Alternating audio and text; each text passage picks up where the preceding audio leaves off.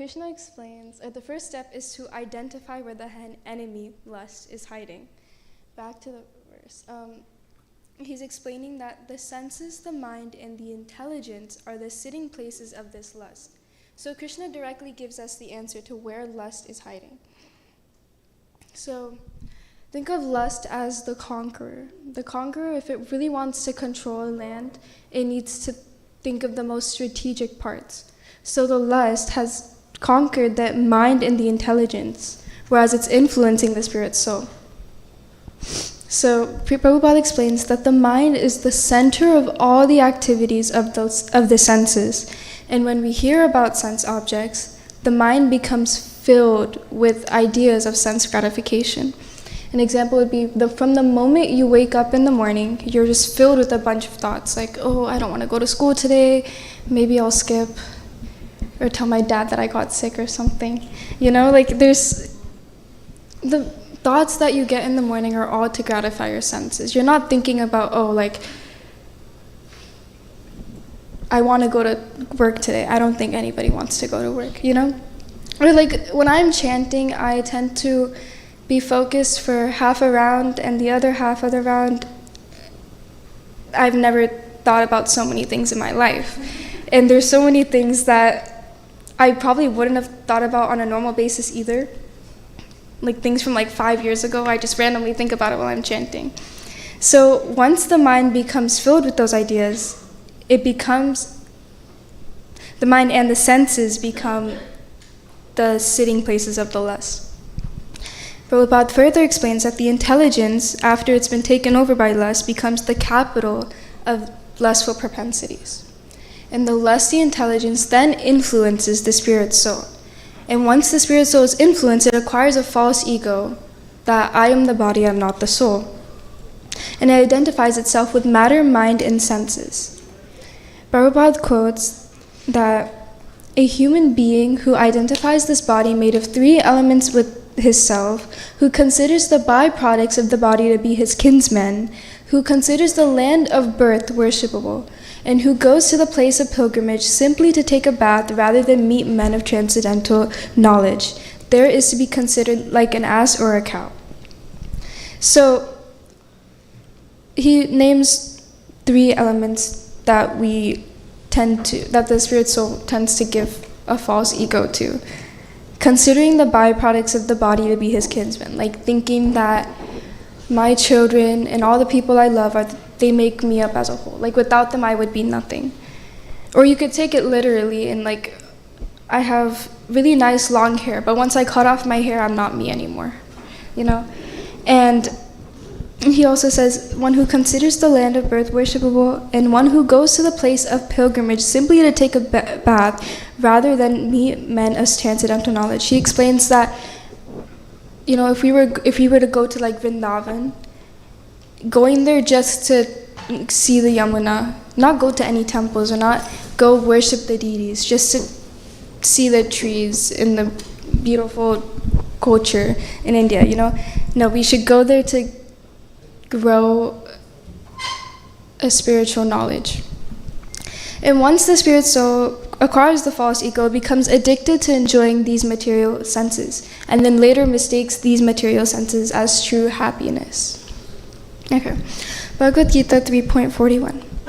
Therefore, O Arjuna, best of the Bharatas, in the very beginning, curb this great symbol of sin by regulating the senses, and slay this destroyer of knowledge in self-realization. Lust is only the perverted reflection of the love of God, which is natural for every living entity. But if one is educated in Krishna consciousness from the very beginning, that natural love of God cannot deteriorate into lust. When love of God deteriorates into lust, it is very difficult to return to the normal condition. Nonetheless, Krishna consciousness is so powerful that even a late beginner can become a lover of God by following the regulative principles of devotional service. So from any stage of life, or from the time of understanding its urgency, one can begin regulating the senses in Krishna consciousness, devotional service of the Lord, and turn the lust into love of Godhead, the highest perfectional stage of human life. So, step 2 would be curbing lust by regulating the senses. Okay, so in this picture, we see that there are 5 horses, wild horses. Those each represent one of the 5 senses. And then you can see that there is a rein, or like the rope that's attached to the horse. That represents the mind. And the intelligence is the charioteer.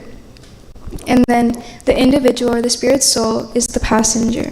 As you can see that the spirit soul looks very shocked and is very kind of like caught off guard, and it has no control because the wild horses each want a different thing.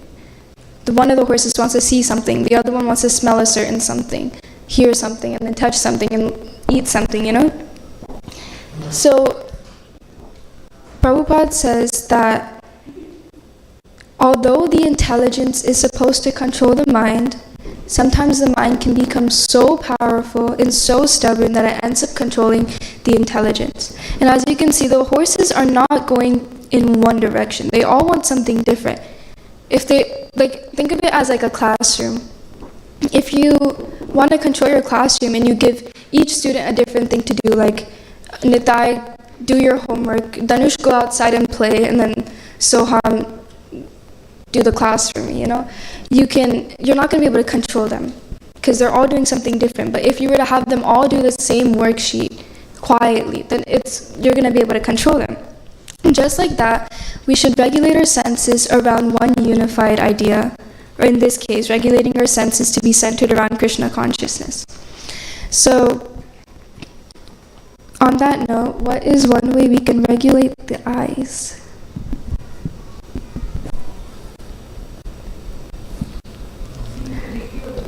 Yeah. Any more?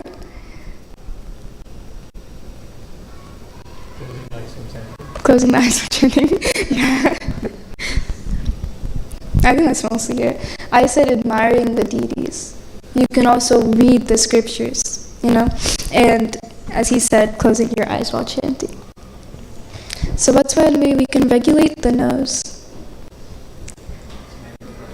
Smelling the prasadam. Yeah. After offering. The more important. The flowers from Lord, yeah. Going outside, smelling the fresh air, enjoying Krishna's natural creation. Any others? You guys are really shy today. Okay, yeah. I said smelling the fragrance of tulsi, chandan, and offered flowers. Okay. How do we regulate the ears? Yeah? Yeah. I said listening to kirtan and listening to lectures. So with kirtan, I know lots of us are children and we like to listen to Western music. It's normal, but and when we have that urge to listen to like rap or like R&B or something like that, instead we can listen to kirtan. From what I know, lots of youth that I've met are mainly interested in kirtan. Kirtan's like the one thing that made them interested in the whole Krishna consciousness. And they all love hearing the holy name. Because for them, they can sing along, it's a good way, a good alternative to Western music. And listening to lectures is good, because we have to continue to increase our spiritual knowledge. Okay, that's one way we can regulate touch.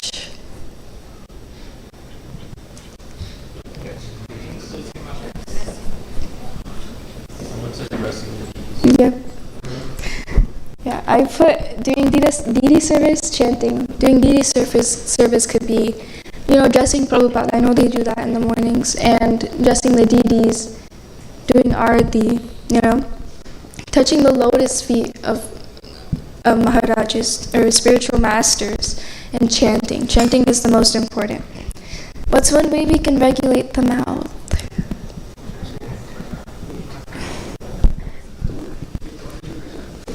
Eating only for some, yeah. Chanting. Doing kirtan. Speaking purely. That's really important. I know we all say chanting and eating prasadam, but speaking purely is the most important. Everything that comes out of your mouth should be necessary. Prabhupada says don't speak unnecessarily. And always speak with a purpose. And don't gossip. Speak good things. Try to speak, like whenever you're saying, try to center it around Krishna somehow, some way or the other. I'm going to read this quote that Srila Prabhupada gave in a lecture in Montreal. So this Krishna conscious movement is to engage the mind, the senses, the intelligence always in Krishna. Then there is no chance of materially being contaminated. Just like if you keep yourself always in the sunlight, there is no chance of coming down into the darkness. The darkness cannot penetrate light. Light can penetrate darkness. This is our practical experience. You cannot make sunlight dark, but your darkness can be lighted by sunlight. Prabhupada mentions that once the mind, the senses, and the intelligence is immersed in Krishna, there's no way of being material contaminated. Okay, on that note, curbing lust by regulating the senses. Rupa Goswami explains in Nectar of Devotion that we should accept everything that's favorable for devotional service and reject everything unfavorable for devotional service. This includes regulating your senses. But another thing could be having good association. And that doesn't mean that you only have to talk to people who are Krishna conscious. You can talk to other people, but they should be good-hearted people. And you should always be in the mode of goodness. But yeah, okay. Bhagavad Gita 3.42. The working senses are superior to dull matter. Mind is higher than the senses. Intelligence is higher than the mind. And he, the soul, is even higher than the intelligence. If therefore the soul is directly engaged with the Supreme, naturally all other subordinates, namely the intelligence, mind, and senses, will be automatically engaged. In the Katha Upanishad, there is a similar passage in which it is said that the objects of sense gratification are superior to the senses, and mind is superior to the sense objects. If therefore the mind is directly engaged in the service of the Lord constantly, then there is no chance that the senses will become engaged in any other way. 3.43. Thus, knowing oneself to be transcendental to the material senses, mind, and intelligence. O mighty Arjuna, one should steady the mind by deliberate spiritual intelligence, and thus, by spiritual strength, conquer this insatiable enemy known as lust. Okay, so step 3 would be completely conquering lust. And in 3.42, he kind of explains like the levels, that the mind is stronger than the senses, intelligence has control over the mind, soul has control over the intelligence. And each of these are important. It says if the soul is completely immersed in Krishna, there is no chance that the intelligence, mind, and senses would not be immersed in Krishna. But for us, we have to work from the bottom up. Engage your senses first. Once your senses are engaged, then you'll know that the mind is engaged. Once the mind is engaged, your intelligence will start being more centered around Krishna. And then ultimately, we become pure and achieve that pure desire for Krishna. So we should turn that lust that we have into pure love for Krishna. The final solution is engage yourself in Krishna Seva, chanting, reading the scriptures, doing kirtan, or even just looking at the deities. Always try to center everything you do around Krishna. Okay. I wanted to add this that I found from the Madhya Lila. Shri Krishna Chaitanya Mahaprabhu asked, out of all topics people listen to, which is best for all living entities? Ramananda Roy replied, hearing about the loving affairs between Radha and Krishna is most pleasing to the ear. Purport. This is an excerpt from the purport. According to Srimad Bhagavatam, he who faithfully hears about the dealings between Lord Krishna and the gopis in the rasa dance and he who describes these activities attained to the perfectional stage of devotional service, and simultaneously lose material lusty desires. A liberated person who hears about the loving affairs of Radha and Krishna is not inclined to have lusty desires. So basically, we should understand that the love that the gopis has for Lord Krishna is nothing like what we perceive love to be. The love that the gopis have for Krishna is so selfless, and so pure. That's something that we have to kind of be inspired by. Like, we want that love for Krishna. And if the gopis' love is so pure, there's literally no words to describe Radha's love for Krishna. And we can try, but we'll never get there. So, on that note, to at least decrease to get rid of 1% of the lust that we have in our bodies, let's sing a bhajan to Radha and Krishna.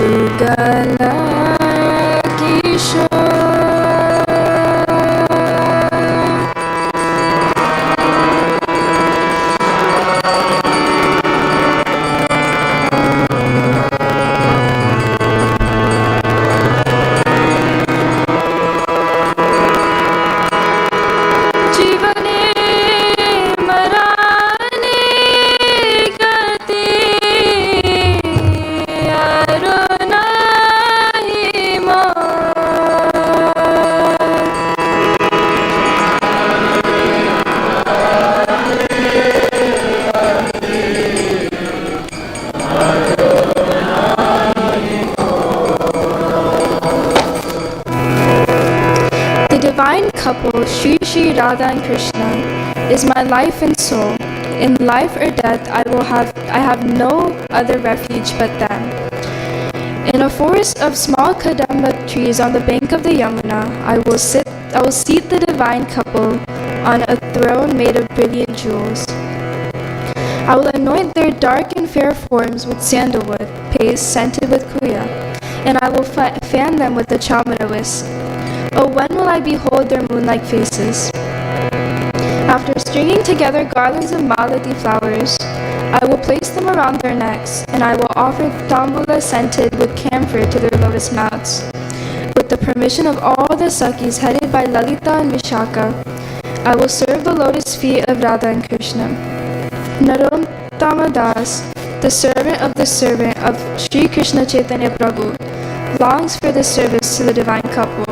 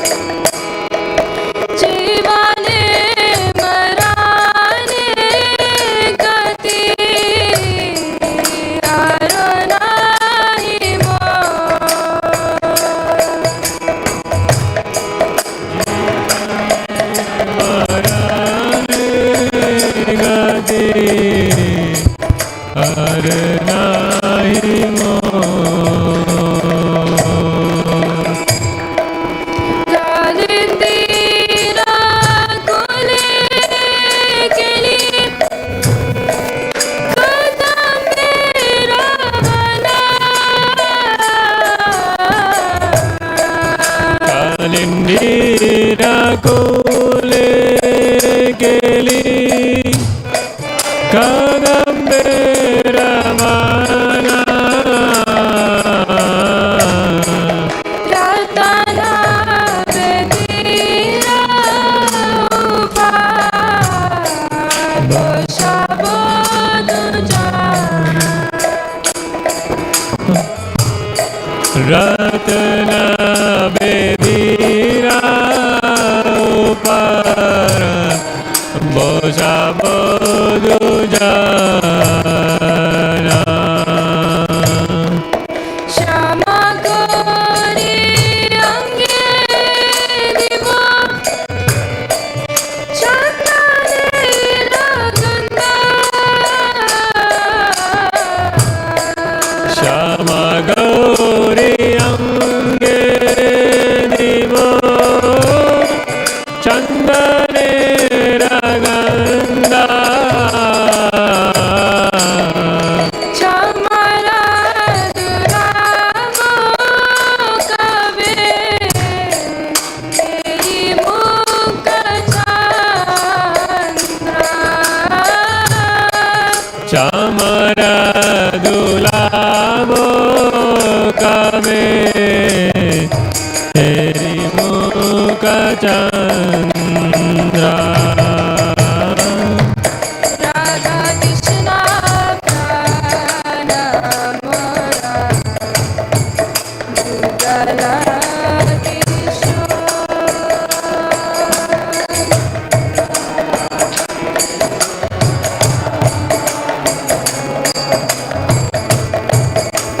Kala Kishore Radha Krishna Prana Mora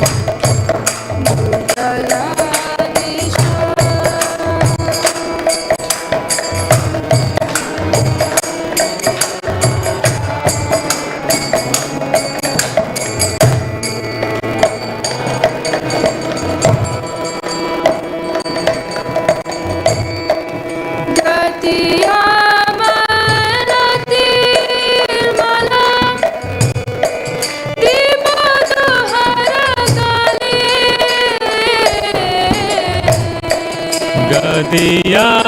Mala Mala Divo Dharagale Adare Tudiya Diva